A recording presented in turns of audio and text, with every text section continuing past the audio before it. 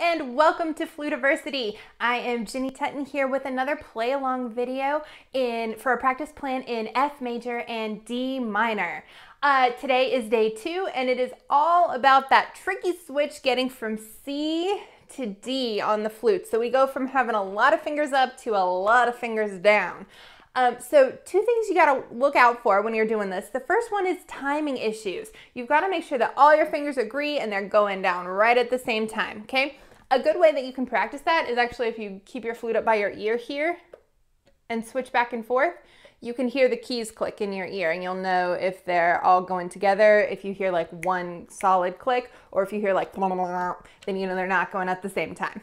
Okay, so that's one thing that we're working on. Another thing that can be tricky about C and D is the weight on your fingers. When you put your pinky down versus your pinky up, sometimes your flute can want to move. Also, when you have all of your heavy fingers down, like you never know, okay?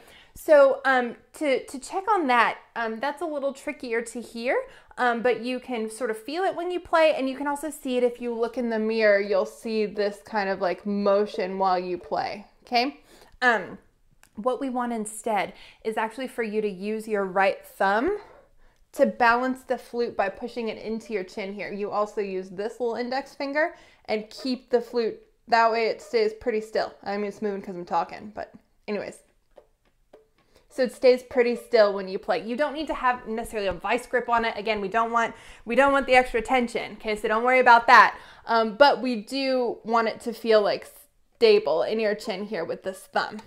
Okay, we are working on getting a video up about this. So if you haven't seen it yet, maybe look for that and check it out. Okay, so when we are switching from C to D, that is all this lesson is about today. Still though, remember from yesterday, we are gonna keep our thumb B flat key on the whole time, okay? The entire time that you were practicing this. There's a little reminder, that little parentheses with the TH flat in there. That is your reminder to put your thumb on this thumb B flat key and that you won't need to put your pointer finger back down for B flat. All right, let's get started on the first measure here. This is a tiny review of yesterday, except that we are going all the way up to our C. First, we're doing it without a metronome so that we can take our sweet time and make sure that our fingers are relaxed.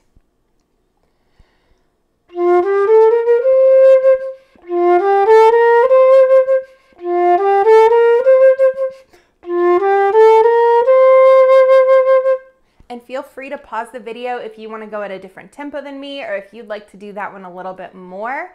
That's totally fine. I don't mind. Just pause away. Okay, let's do our second measure. Now we are switching from C to D to C. There's one more thing I need you to remember. I know I've told you so much stuff today already.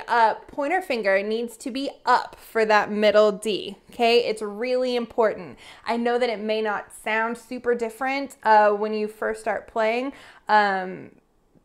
It does sound different. It's just that you'll eventually learn to hear that much like nuance in your playing, but it's got another consequence where if you don't remember to get that pointer finger up, your notes can get kind of squeaky, and they'll sort of like overblow, and it sounds like there's a hamster stuck in your flute, and no one wants that. Okay, so please make sure that you have got your pointer finger up for C. It's almost all your fingers are opposites. This pinky stays still, but otherwise everyone switches.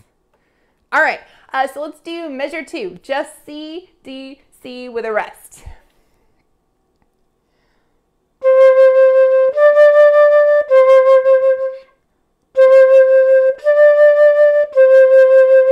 And pause. Notice that when I switch my fingers, even though I'm going at a slow tempo, my fingers still switch all at once when it's time to change the note. Okay?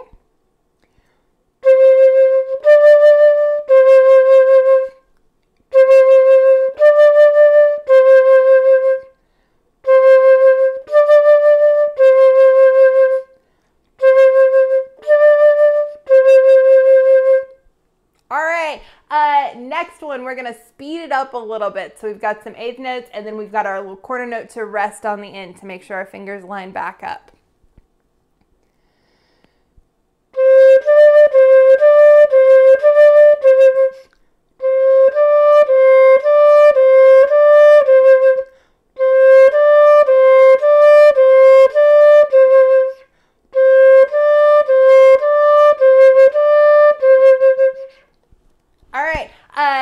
one, we're gonna work on moving our fingers fast, but only in short little bursts. So we've got this 1E and 2E and 3E and 4 rhythm going on. So you're practicing moving your fingers fast, but only in short little bursts.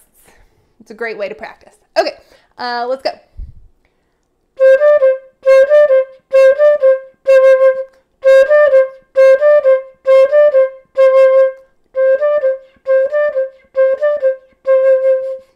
Yay. Now this one, they are tricky, so please feel free to pause me if you need a little more time or if you want to go at a different tempo. All of that is wonderful. You practice the way that is best for you. Next measure, we're switching it around. So we're starting our fingers on D, and then we're going to switch to C. Ready?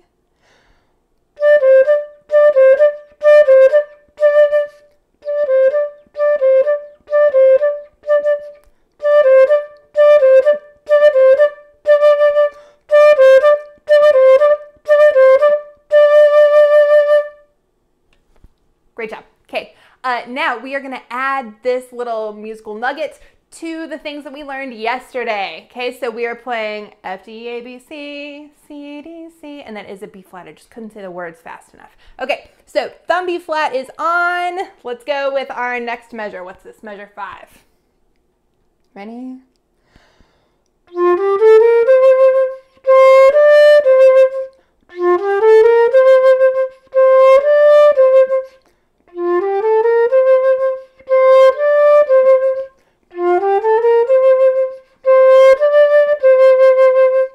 Awesome. Next one. Okay, for our next practice unit, we are going to practice having a more even tempo all the way up to that D. So F, G, A, B flat, C, D, C. Ready?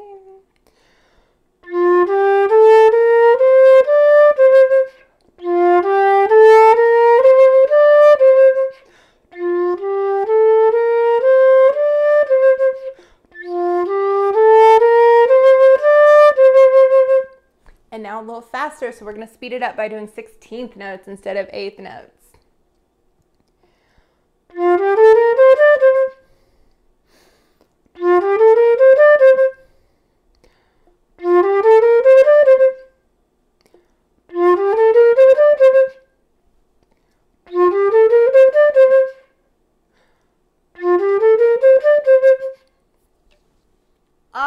Next one, we are working on our way down. So we're going to start with our C and D and then run straight down the bottom of the scale.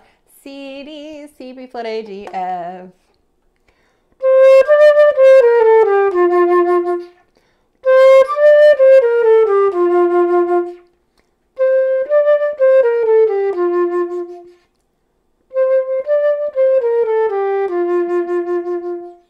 Yay. Okay, and now again, we're going to speed it up.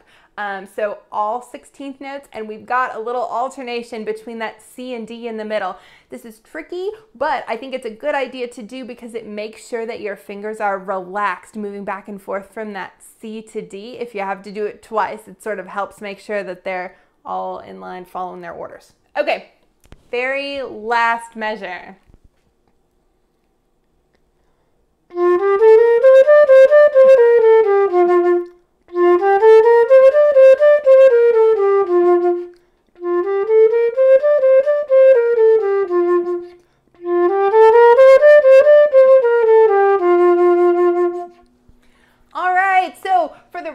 Practice plan, you should pick a metronome marking that is good for you and go back and do this again. I know it's a little bit the same since I kind of work as a metronome for you. So pick a tempo that's good for you and go back and play these little sections again.